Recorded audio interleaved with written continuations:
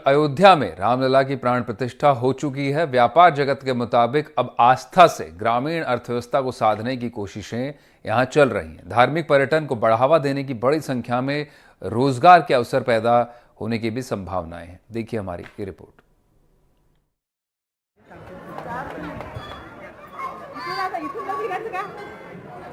नागपुर के करीब आदासा में गणेश मंदिर के पास मेले जैसा माहौल रहता है।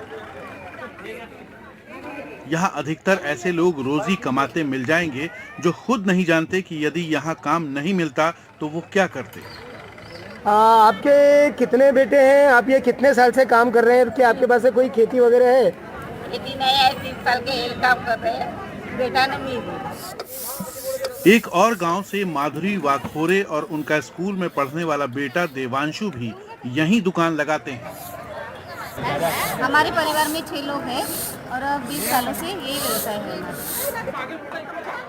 यहाँ का प्राचीन गणेश मंदिर और वहाँ उमड़ने वाली हजारों की भीड़ आस्था और अर्थव्यवस्था की निकटता का सटीक उदाहरण है।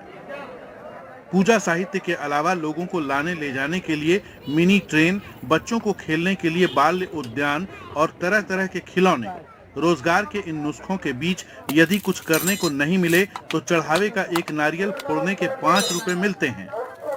मंदिर प्रशासन से जुड़े लोग भी बताते हैं कि कैसे मंदिर ने आसपास के गांवों को सहारा दिया है। बाजू में एक आदासा करके गांव है और सोनपुर करके गांव है।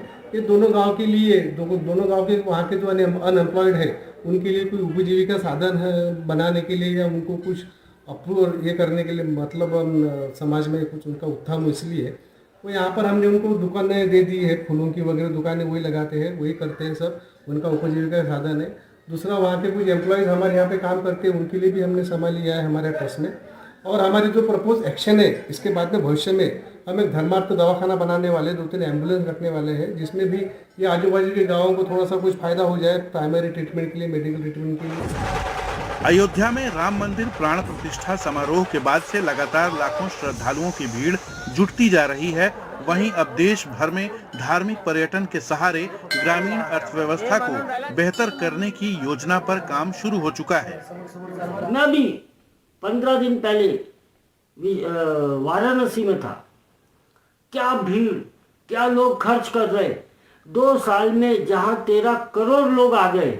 मेरे को कोई भी एक धार्मिक स्थल बताओ जहां विश्व में इतने लोग जमा होते हो। 2 साल में 13 करोड़ किसको बोलते हैं?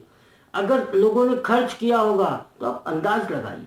आप अयोध्या का अंदाज लगाइए कि 5 लाख लोग आए हैं बोल रहे उस दिन। एक आदमी ने अगर 1-1 हजार रुपये भी औसतन खर्च किया होगा तो 50 करोड़ का व्यापार एक दिन में अकेले अयोध्या में हो गया। और ऐसे रोज होगा तो गतिविधि, ये जो धार्मिक गतिविधि, ये आर्थिक गतिविधि को कैसे आगे ढकेलेगी, ये हमें सोचना है। विश्व हिंदू परिषद से जुड़े लोग बताते हैं कि राम मंदिर प्राण प्रतिष्ठा के लिए मेरा गांव मेरी अयोध्या का जो नारा दिया गया था उसके पीछे गहरा उद्देश्य है। के पीछे भावना थी कि मेरे गांव में ये अयोध्या का मॉडल मैं साकार करूं और इससे एक अपार संभावना निर्माण होती है।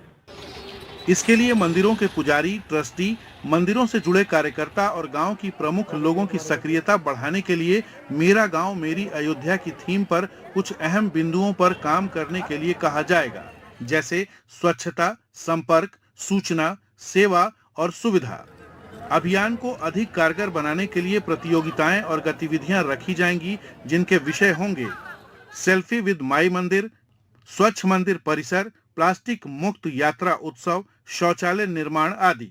मंदिरों को एक प्रेरित करेंगे कि आप थोड़ा आधुनिक रूप से आने वाले भाविकों की मन को समझते हुए सारी व्यवस्थाओं का निर्माण करें और अत्यंत सुचारू रूप से ये यात्रा का नियोजन हो। स्थानीय मंदिरों के पुजारी, ट्रस्टीज और कार्यकर्ताओं को साथ लेकर ग्रामीण अर्थव्यवस्था साधने की कोशिश की जा रही है। उसके लिए रणनीति तैयार की जा रही है। नागपुर से संजय तिवारी, एनडीटीवी इंडिया।